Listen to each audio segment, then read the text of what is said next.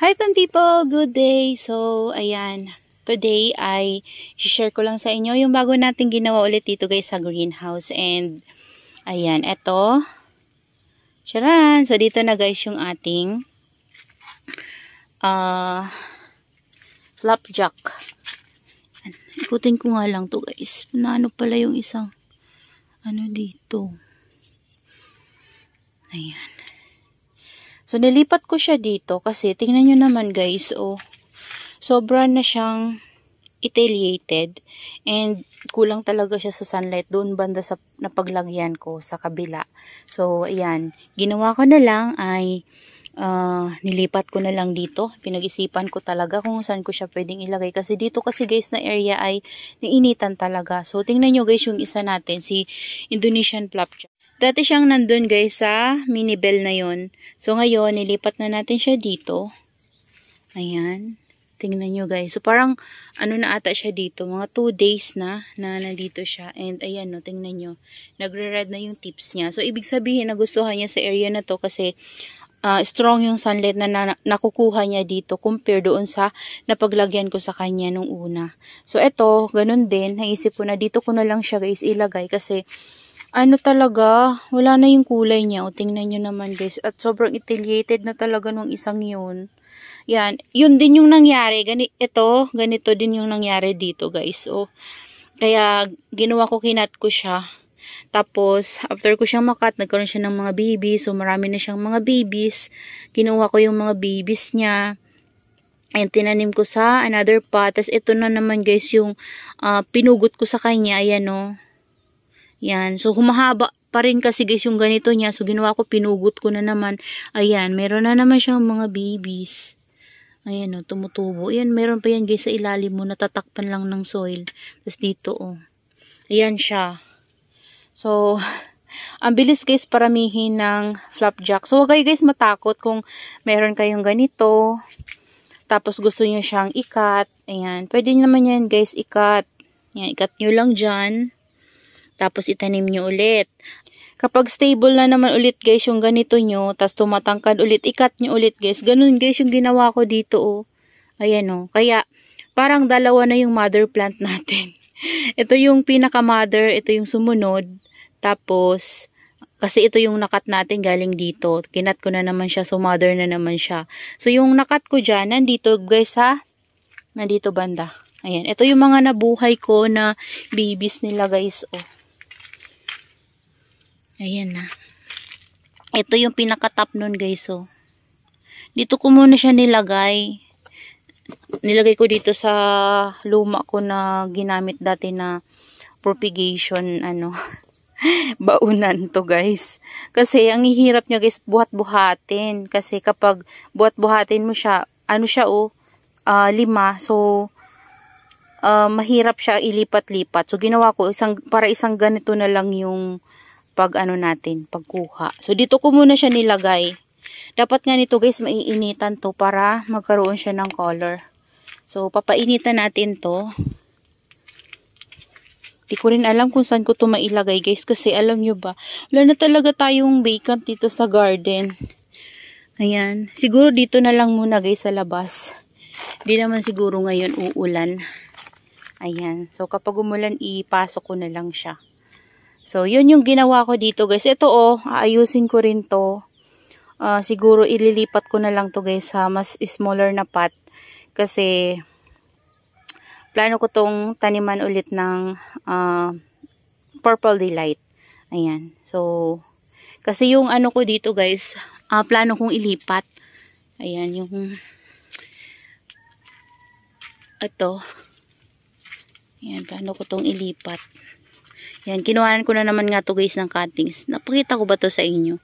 Yan, kinuha ko yung ibang dito para mailagay dito guys sa pot ng iba nating pinagkuhanan ng Purple Delight. Kasi nilagay ko dito sa likod nito.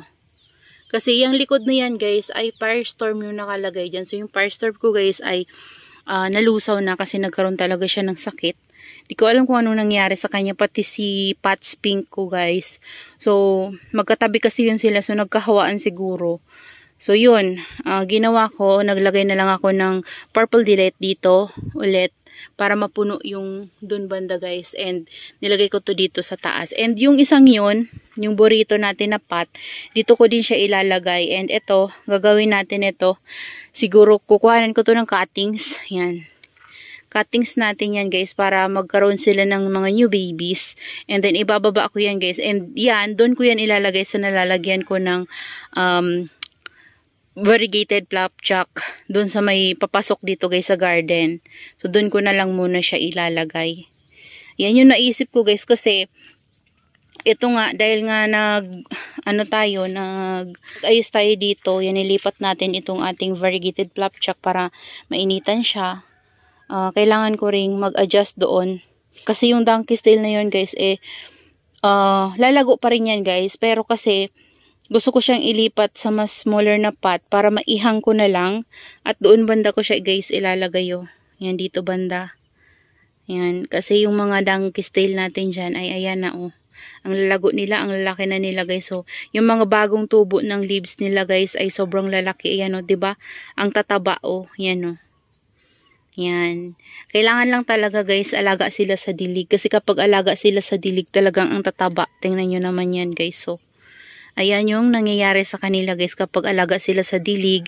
Tapos, nagustuhan nila yung gamit natin na potting mix. So, yung gamit ko sa kanila ay garden soil and then rice lang din guys. So, nagustuhan nila yung ganun. Kahit na sa ating mga succulents guys, ganun na din yung mga ginamit ko sa kanila. Kasi, gagandahan ako sa kanila guys kapag yun yung ginamit ko. Parang ang tataba nila and ang bilis nilang lumaki. So ayan yung nagawa ko dito guys sa garden. So ito nga oh, yung ito na laglag dito. O diba? Ito pa yung mga na-save ko na Pots Pink and then California Sunset, nalaglag siya dito sa ating cheesecake. So mamaya sprayhan ko to guys para mawala yung dungis niya. Ayan na guys yung cheesecake ko oh. Sobrang lago na. Ayan. Tapos, dito naman guys, bigyan ko pala kayo ng update sa mga natin. Mga ginawa nating propagation before. So, ito na sila ngayon. Ayan. So, meron tayo ditong akuhu. So, itong akuhu na to guys, ay matagal na to dito. Baby to nung dati ko pang malaking akuhu. Tapos, nagkaroon siya ng ilang baby ba yun? Parang naging twin head ata yun guys. Tapos kinat ko yun. Tapos nagkaroon siya ng mga baby. So ito yung baby niya guys. Tanggalan lang natin ang damo. Ayan. Ito yung baby niya. Tapos yung pinaka mother na kinuhanan ko ng baby, marami pa yung baby guys. Tinalo na ng manok kaya ang nangyari, namatay siya. So ngayon may natira dong isang baby. Yun, ang laki na niya guys. Lumalaki na siya. Nakatago lang dun sa gilid. Hindi ko na dun ginagalaw. So kapag, dinidilig ko pag naalala ko siya. Kaya kadalasan guys, laging tuyo yun. Kasi, hindi ko siya madilig-dilig. Ayan. Ito na guys yung update sa ating mga ginawang propagation before. So ito na yung ating mga cuttings ng Red Ives. Ayan. Tapos si Beltana. Yan, kung natatandaan nyo yung propagation natin ito guys, kung napanood nyo. Ayan, so ito sila. Yan, si Laxiflora. Okay naman siya. Ito yung isa kong Laxiflora guys, na isang klase guys. Oh. Si Indonesian. Ayan na siya oh. Tapos yung pinakapuno nito guys, nandoon sa loob ng greenhouse. Gusto ko ito maparami eh. Paparamihin ko talaga to. Gandang-ganda ako dito. Ayan, kasi meron tayong pink kalangkawi.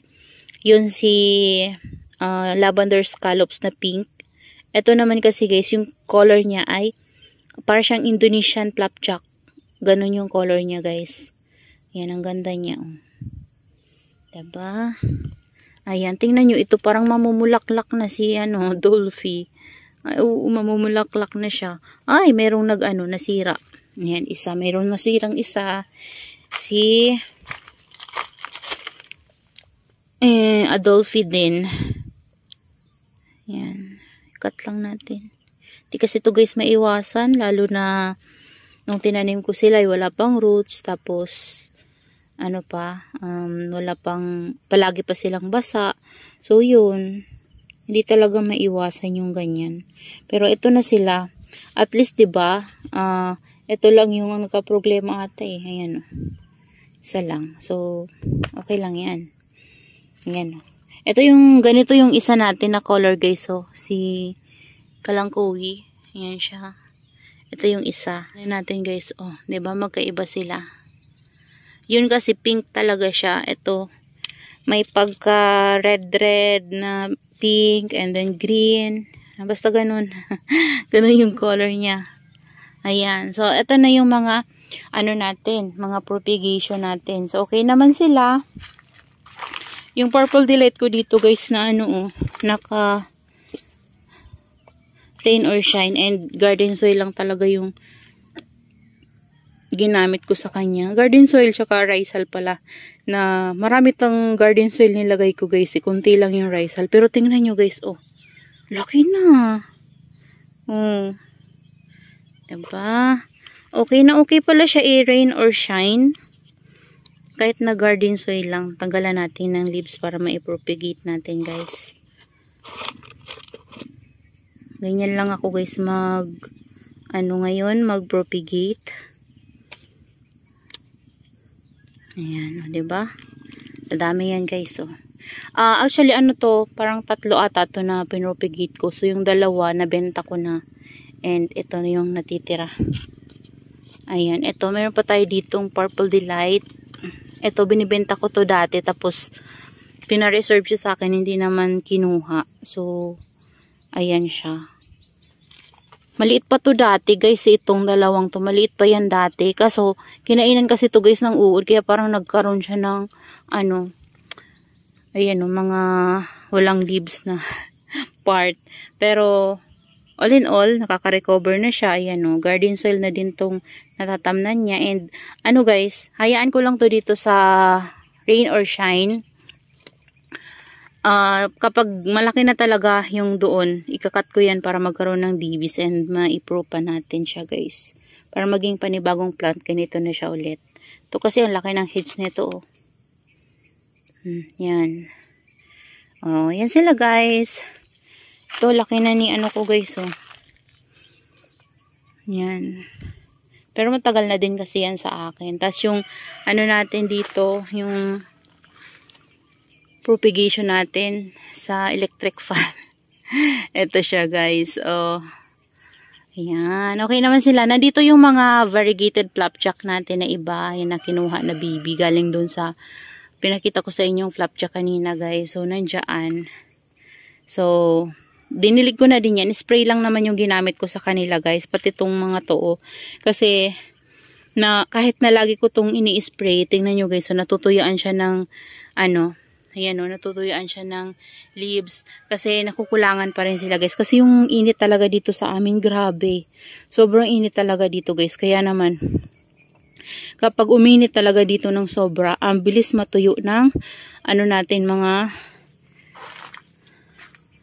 mga soil mix. Kasi, grabe yung init dito sa amin. So, yan na lang muna sa ngayon, guys, yung ma-share ko sa inyo. Yan.